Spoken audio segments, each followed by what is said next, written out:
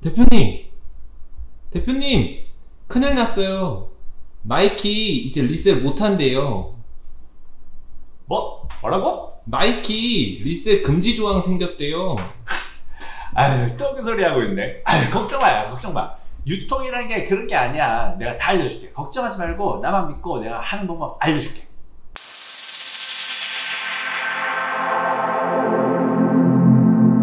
최근에 나이키에서 약관을 변경했죠. 이것 때문에 이제 많은 분들이 궁금해 하시기도 하고 걱정도 하시더라고요. 그래서 제가 이거에 대해서 좀 더 자세하게 백그라운드부터 설명을 해드리려고 하는데요.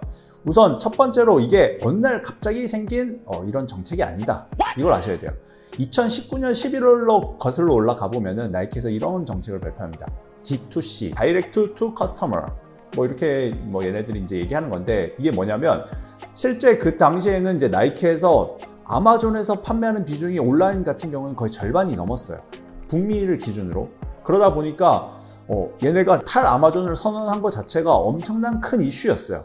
왜냐하면 우리나라에는 네이버, 쿠팡 이런 것이 있지만 북미에서는 사실 아마존이 온라인 시장에서 차지하는 게 어마어마한 비중이거든요. 근데 아마존을 떠나겠다? 얘네들이 아무리 나이키가 콧대가 높아도 그렇지 어떻게 아마존을 떠날 수 있어? 이렇게 생각을 했는데, 안녕히 계세요, 여러분. 숨은 배경은 뭐냐면 나이키가 고객들한테 직접적으로 좀 다가가면서 자기 자신들이 빅데이터를 얻기를 원한 거예요. 10대들은 어떤 제품을 좋아하고 20대는 어떤 제품을 좋아하고 30대 여성은 어떤 제품을 좋아하고, 이런 데이터를 수집해서 좀 더 고객한테 맞는 이런 제품을 만들어 보겠다, 이걸 선언을 했던 거고, 결과적으로는 코로나 시기를 겹치면서 나이키가 엄청나게 더 인기가 있어지고 오히려 아디다스는 많이 죽게 돼요. 결국엔 이 전략이 성공을 한 거죠. 실질적으로 그래서 북미 같은 경우에는 이미 예전부터 구매 대행을 해보신 분들은 아시겠지만 커머셜 사이트, 배대지 같은데 배송 자체가 안 되게 돼 있어요. 그런 계정도 막혀 있고, 또한 일본도 마찬가지예요. 그럼 배대지로 이렇게 물건을 보내게 되면은 배송 자체가 안 되고 결제도 안 되고 그 아이디가 밴 당하는 경우가 많습니다. 결과적으로 우리나라도 앞으로 그렇게 갈 거다, 먼저 문서화를 해 놓은 거죠. 문서를 해놨으니까 앞으로 이렇게 리셀 하시는 분들, 그냥 들어오만 해가지고 중개 플랫폼으로 상품을 보내시는 분들, 실질적으로 이제 그런 것들은 거의 어려워졌다 라고 보시면 될 것 같아요.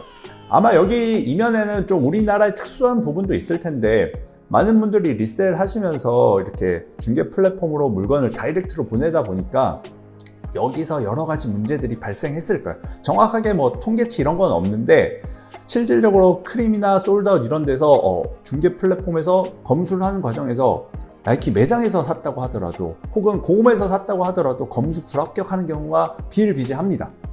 그러다 보니까 양쪽에서 싸움이 아마 좀 있었을 거예요. 고객 입장에서도 혼란스럽고, 야 이게 공홈에서 샀는데도 이게 검수가 불합격이야, 이게 뭐야? 이렇게 되는 거죠. 그러니까 아예 사전 차단을 하는 거죠. 나이키 코리아 입장에서는 이런 것들을 상대하지 않겠다, 그리고 우리는 좀 더 고객 친화적으로 가겠다라고 얘기를 하는 거죠. 그러므로 이제 여기서 중요한 부분은 뭐냐, 여러분들이 유통을 하면은 이런 정책이 바뀌고 이런 것들이 전혀 문제가 없어요. 근데 단순히 리셀을 하고 드로우해서 이걸 그냥 중개 플랫폼에 갖다 팔고 이러니까 이런 정책이 나올 때마다 어떡하지 이런 것들이 되는 거예요.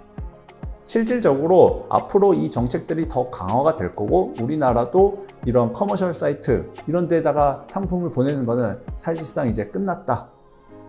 내가 이거를 한다고 하더라도 물건을 받아서 보내는 형태, 이렇게 돼야지, 그게 아니면은 그런 배송 자체가 막힐 거고 그 아이디도 막히게 될 거다 라고 보시면 될 것 같아요. 그런데 그럼 브랜드 유통 이제 해보라고 해놓고서 나이키도 리셀도 해보라고 해놓고서 어떻게 하라는 거예요? 이렇게 의문을 가지실 분이 있을 것 같은데, 제가 여기서 그냥 이것만 얘기하면은 사실 무책임한 거겠죠. 일단 첫 번째, 유통이라고 하는 거는 흐름이 있어야 돼요. 근데 이 흐름을 좁은 입구랑 좁은 출구를 만들어 놓으면 당연히 막힐 수밖에 없어요. 어떤 문제가 생겼을 때. 근데 넓은 입구랑 넓은 출구가 있다고 하면은 당연히 유통 흐름이 잘 흘러가겠죠. 리셀하고 그러면 한정판만 제품만 당첨돼 가지고 여기 크림이나 솔드아웃 이런 데 팔려고 하니까 한계가 있을 수밖에 없는 거예요. 근데 내가 공홈 아니라고 하더라도 소싱할 곳 많잖아요. 사실 백화점 사이트도 있고 백화점도 있고 오프라인도 있는 거고 온라인도 있는 거고 이거 말고 소싱할 곳은 많단 말이에요. 그러니까 유통을 경로를 넓혀 놓으면 일단 여기가 하나 막힌다고 하더라도 대안은 많이 있어요. 그 다음에 판매 채널도 마찬가지인 거예요. 우리가 그냥 크림 솔드아웃에만 자꾸 팔려고 하니까 당연히 쉬워요. 뭐 상세 페이지 안 만들어도 되고 그냥 입찰만 하면 팔릴 수 있으니까. 근데 이거는 사업이 아니란 말이야. 그냥 용돈 벌이하는 거지. 그게 아니라 내가 좀 더 공부를 해서 스마트 스토어에서 판매하는 방법, 마케팅적으로 하는 방법, 뭐 오픈 마켓은 또 어떻게 팔아야 되는지 이런 전략이 있다고 하면은 이런 작은 이슈들은 내 사업하는 데 있어서 근간을 흔들 수는 없다는 거야. 그러니까 결과적으로 우리는 이거 브랜드 유통을 해야 된다는 거야. 뭔 말인지 아시겠죠? 제가 항상 강조했던 말이고 그전 영상에서 계속 경고했고 이런 일들이 벌어질 거라고 말씀을 드렸어요. 그러니까 여러분들 걱정하지 마시고 앞으로도 브랜드 유통을 쭉 하셨으면 좋겠어요. 여러분들 걱정이 뭔지도 알고 있고 이제 시작했는데 두려운 것도 많이 알고 있습니다. 어떻게 보면 제가 한 5년 전에 부동산 투자 시작했을 때 그때랑 좀 비슷한 것 같아요.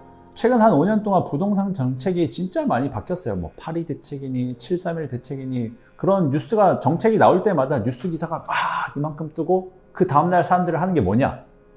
부동산 고수, 자칭 부동산 고수라고 하는 사람들 뭐 블로그든 카페에 가가지고 어떻게 하죠? 이제 뭐 정책이 나왔는데 이제 어떻게 투자하죠? 이제 투자가 막혔나요? 망했나요?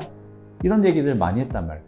어떻게 보면 지금 나이키 정책이 바뀌면서 혹은 그 전에 뭐 네이버 로직이 바뀌면서 사람들은 그런 거에 되게 민감해 하시는 것 같아요.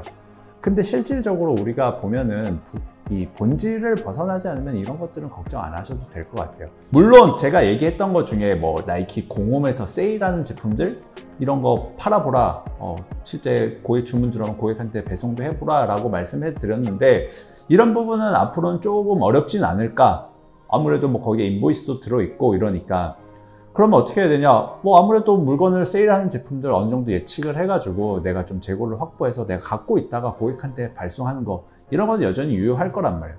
그러니까 앞으로 점점 정책이 바뀌기 전에 이런 부분들을 사전에 좀 준비를 하셔야 될 것 같고요. 레스모아라고 혹시 아시는지 모르겠는데 예전에 아마 동네마다 하나쯤 있었던 멀티샵인데 여기가 어느 날 갑자기 사라졌어요.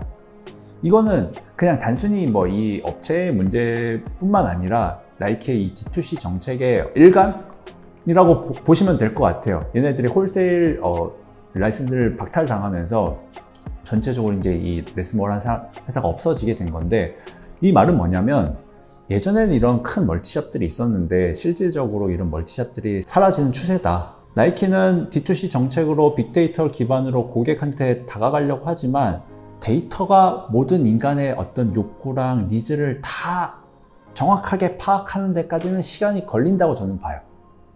그 말은 틈새 시장이 있다는 거예요.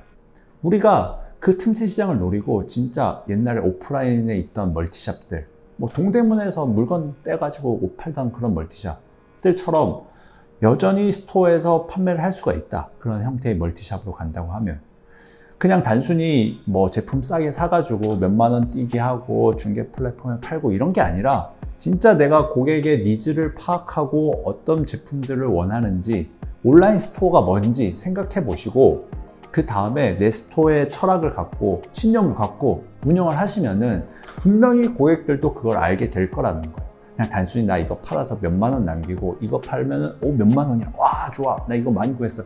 이렇게 하는 게 브랜드 유통이 아니라 진짜 내 사업이라 생각하시고 내 스토어라고 내 가게라고 생각하시고 고객의 니즈, 고객이 원하는 게 뭔지 생각해 보시면은 아마 앞으로 브랜드 유통 하시는 데 있어서 이런 이슈들이 발생한다고 하더라도 문제가 없으실 겁니다.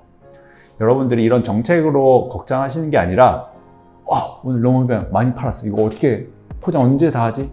이런 걱정하셨으면 좋겠습니다. 저는 앞으로도 이런 정책이 나오거나 뭐 혹시 이슈가 있다고 하면은 여러분들한테 좀 더 쉽게 설명해 드릴 테니까 저는 더 좋은 영상으로 찾아뵙도록 하겠습니다. 감사합니다.